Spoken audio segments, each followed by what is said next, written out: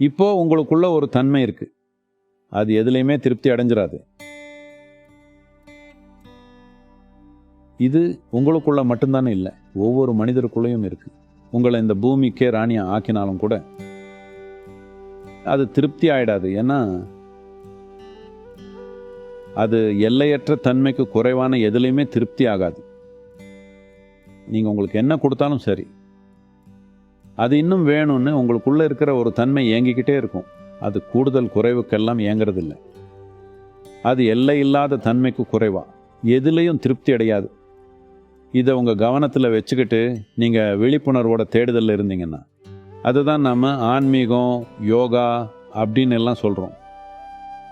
விழிப்புணர்வு இல்லாமல் தேடுதலில் இருந்தீங்கன்னா அதுதான் பொருள் சார்ந்த வாழ்க்கைன்னு சொல்கிறோம்.